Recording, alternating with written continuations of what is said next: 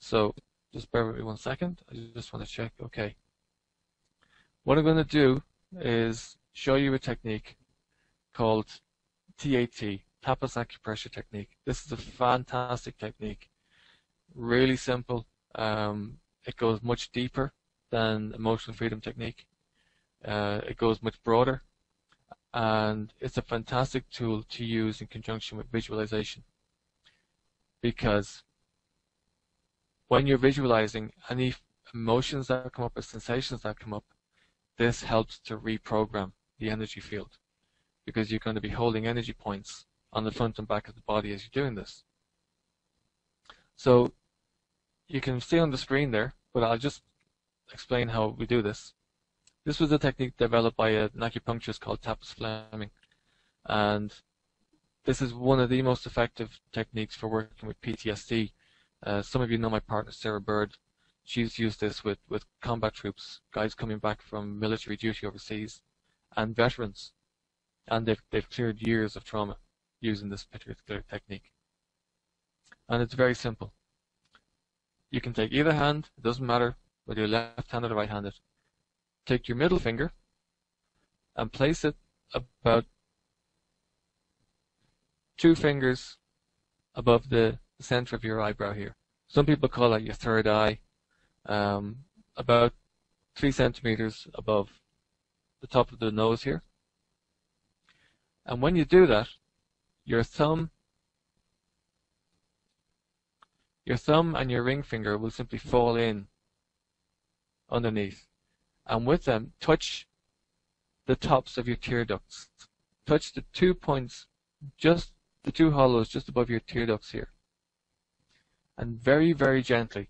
This is not a power contest.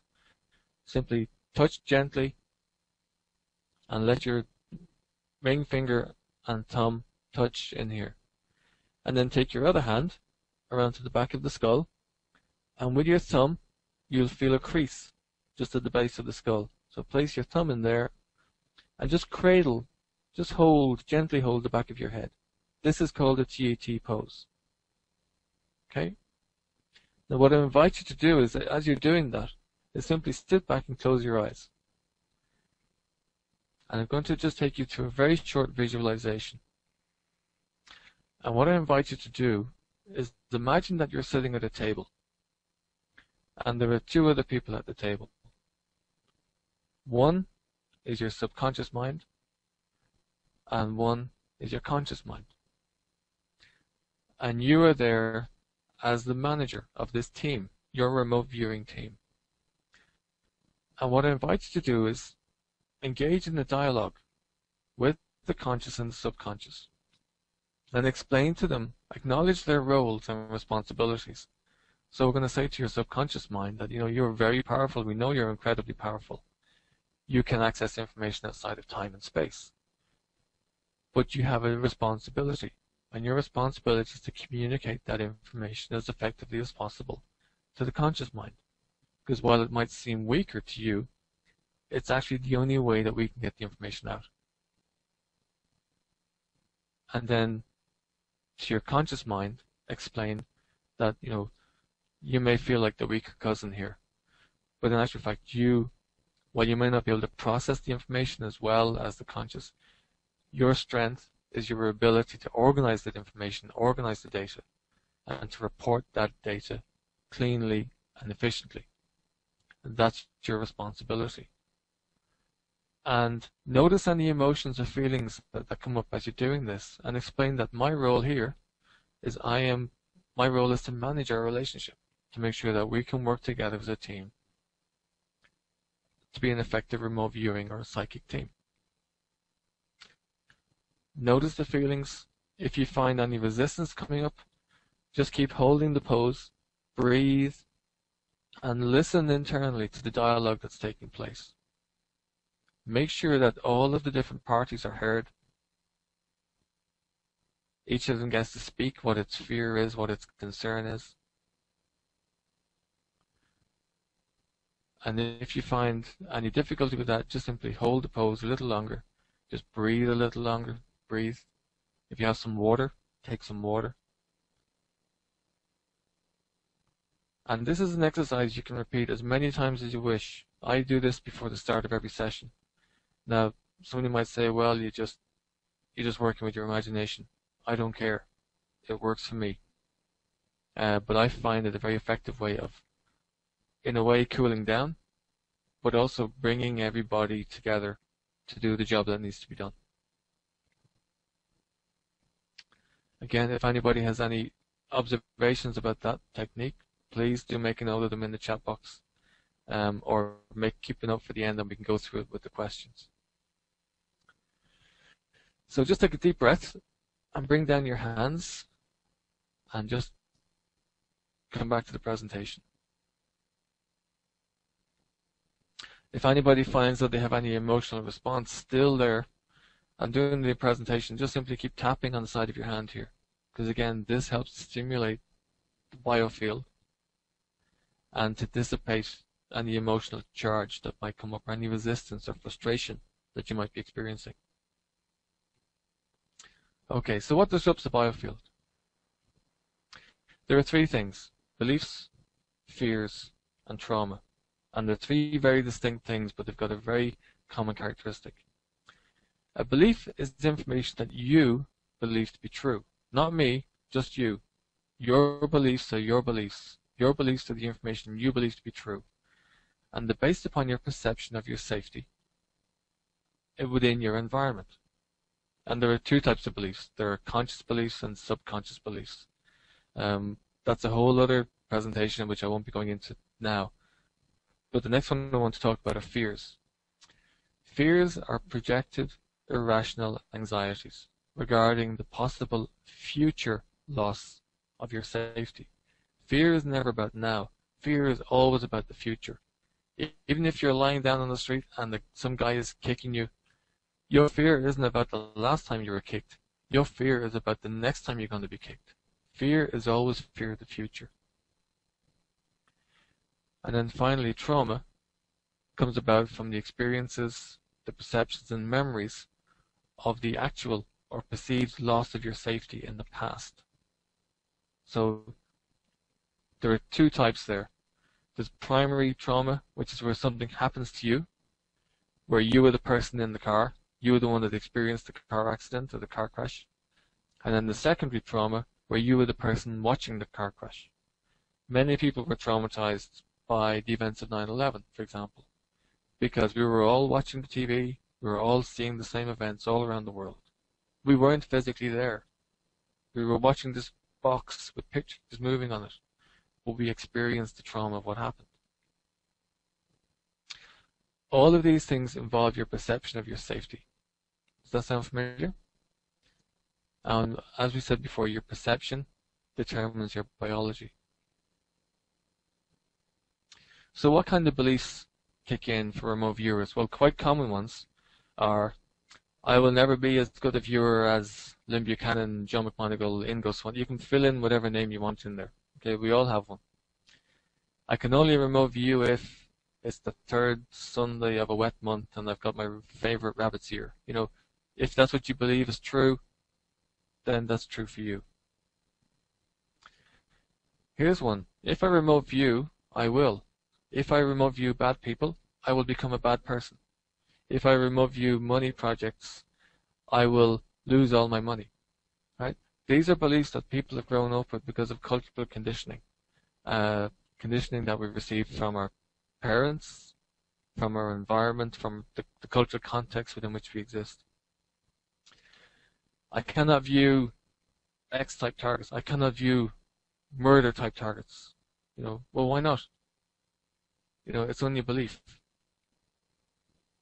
And here's a great one. I cannot do this work for money. It's not right for me to be paid. I will be punished if I do this kind of work for money. If you're working as a professional consultant, you know, why wouldn't you be paid for what you do?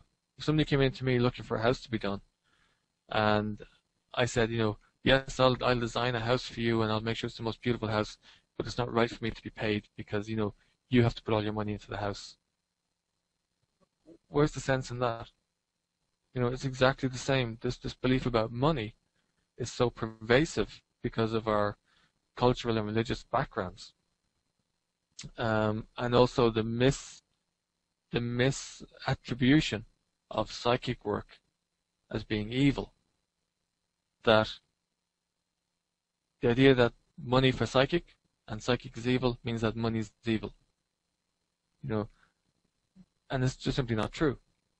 But it's a belief that some people believe to be true. That's the key.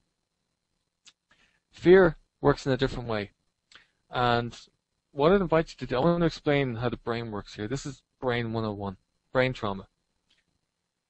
Take your hand, place your thumb across there, and fold over the fingers. Okay? As you see on the diagram, this is a pretty good approximation of the brain. The front part here, this is the neocortex. This is where we process reason, logic, value judgments, perception.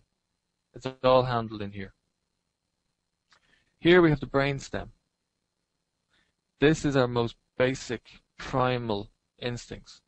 This deals with being awake, asleep. It deals with pleasure, pain, approach, avoid, move away from, those kind of decisions. And in here is the limbic system. The limbic system is like the fire alarm. It's like the smoke sensor in your home. It deals with safety and survival. It deals with your fight, flight, freeze response. It grasps images and emotions, and it's linked into the hippocampus and the amygdala, for those that want the technical terms. But basically what happens is this. When you perceive your safety as being compromised, the smoke detector goes off. The lid flips. Okay? Logic and reason goes offline, and you start operating from in here, from your fight, flight, freeze response. There are guys who've been in combat trauma, who are combat traumatized, who have been in combat, they've experienced that sensation, but they've managed to bring the logic and reason back online. But for many people, that just keeps flipping. At the slightest stimulus, the fight, flight, freeze response kicks in. They hear a bang, they're in combat. They hear a car door slam, bang, they're in combat. It's constantly looking out for that danger. And for some people, which are the worst cases, and then you see this in VA hospitals and places like that, that has never reset. And they are living the war over and over and over and over again, because this simply hasn't been able to reset. Now, energy psychology techniques have been found to be one of the most effective ways of resetting the neocortex, of bringing the brain back online, of soothing the amygdala in here. Because what happens when the fight, flight, freeze reflex kicks in is that the first thing is that your body systems start responding to external threats. Okay, the danger is outside. So the first thing that happens is all of the blood gets pushed out to the extremities, your hands, your legs, because it wants you to run like hell. Hormones are released to shut down your immune system, because your immune system deals with your internal threats. But this isn't an internal threat. It's perceiving an external threat. So your immune system gets compromised. Logic goes out the window. Okay, we use reflex actions to get out of this situation. Reflex comes from the back of the brain here. So the blood gets pushed to the back of the brain where our reflex behavior comes from. So the frontal cortex has less blood to use for processing and for rational logical thought. So logic thought goes. So in effect you become less intelligent. So under stress, under any kind of stress, we prepare for reflex behavior. The blood flow to the frontal cortex is reduced, therefore your conscious intelligence is reduced. And one of the sad things is that today the stress of our environment is actually making us less intelligent. It's one of the consequences of the world that we live in today. The kind of symptoms of stress and anxiety that you notice, there are three types. There are physical symptoms, headaches, indigestion, fatigue, stomach tension, increased heart rate. Then the emotional symptoms of moodiness, irritability, being emotional lack of humor, being depressed, being angry. And then the mental ones, and these are the interesting ones from a remote viewing point of view: concentration loss, disorganized, poor judgment, lack of interest, maths errors, forgetfulness, fuzzy perception. So these are symptoms of stress and anxiety, and thankfully we have the tools now to work with them and to take those out of the picture.